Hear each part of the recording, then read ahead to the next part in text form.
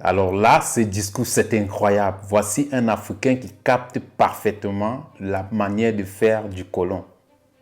Nous, les Africains, nous continuons toujours de pleurer sur notre sort.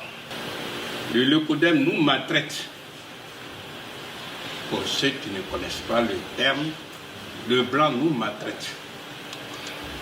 Quand on dit le Locodem, en termes scientifiques, c'est le nom du blanc qu'on dit le Locodem pour ne pas paraître raciste. Ils vont appliquer ce qu'on appelle la politique du troisième homme. Cette politique du troisième homme consiste pour le premier homme envahisseur, dans ce cas précis, c'est le blanc, qui vient envahir des millions d'Africains sur leur propre continent.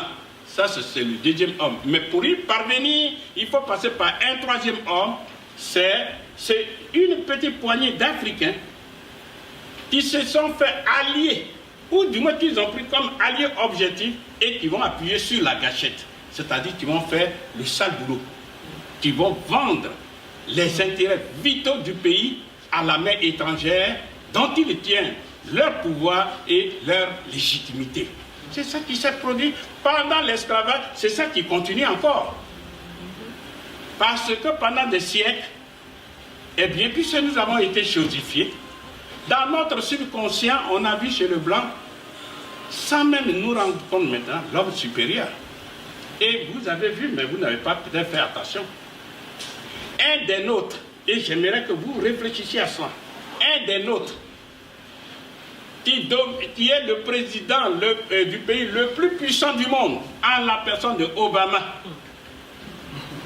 Les mains blancs, qui savent très bien réfléchir, car il faut le reconnaître. Ils ont dit, bon, nous allons expérimenter.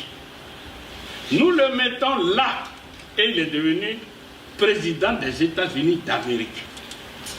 Mais c'est lui, Obama, qui a été utilisé pour tuer Kadhafi. C'est le même Obama là, dont les petits frères sont au Kenya, vivants à l'instant où je vous parle.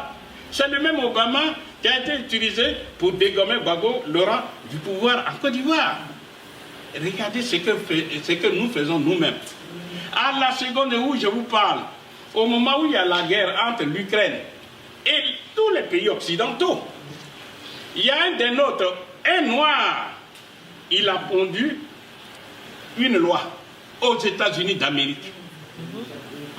Il a fait ce qu'on appelle en termes techniques un projet de loi qui a été approuvé par les parlementaires et qui est devenu une loi pour dire aux Africains, gare à celui qui, d'entre vous, va sympathiser avec Poutine.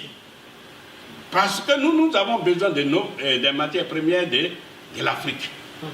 Donc vous devez être dans notre giron. Qui a fait ça? C'est un noir. C'est-à-dire que le problème, il est profond. Le problème qui est le nôtre, il est profond. Je n'ai pas dit qu'il faut nier l'existence de l'occupant, ce n'est pas ce que j'ai dit. Mais ce que je suis en train de vous dire, nous faisons du travail de résistance, mais il n'y a rien de plus pénible que dans un combat de libération nationale, tu luttes pour quelqu'un et c'est lui qui te tire dans le dos. C'est ça qui est le vrai problème. Donc, malgré ça, nous continuons la lutte. Alors, comme ce n'est pas le professeur qui est aujourd'hui à l'honneur, je vais être obligé d'écouter pour dire tous ces pleurs-là. Pourquoi tout ça, ça dure? Pourquoi? Vous le constatez vous-même, nous n'avons aucune force pour nous défendre. Vous prenez un président français, il va aller en Afrique. Quand je dis le mot Afrique, ça dit y compris l'Afrique du Nord. Quand il commence par l'Afrique du Nord, ça dit le Maghreb, pour être précis, le Maroc, la Tunisie, l'Algérie, il marche sur la pointe des pieds. Chaque mot qu'il prononce, c'est avec attention. Mais dès qu'il quitte le Maghreb, il quitte l'Afrique du Nord, qu'il tombe en Afrique subsaharienne, c'est-à-dire chez les Noirs, il est en terrain conquis. Donc il peut dire tout ce qu'il veut. Y compris même, comme Sarkozy l'a dit, l'Afrique n'est jamais rentrée suffisamment dans l'histoire. Et on applaudit.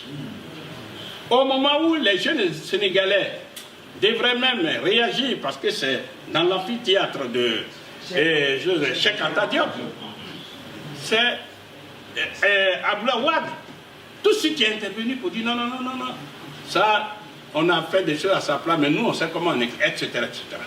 Bref, ce que nous sommes en train de dire, nous constatons avec regret que nos dirigeants, quel que soit même leur niveau d'études, et je vous ai déjà pris le cas d'Obama, lorsqu'il s'agit de défendre les intérêts vitaux des peuples noirs que nous sommes, eux, ils préfèrent se mettre à genoux devant l'homme blanc. Alors que nous avons tous les moyens pour pouvoir reprendre la direction du monde. Je dis bien le mot reprendre.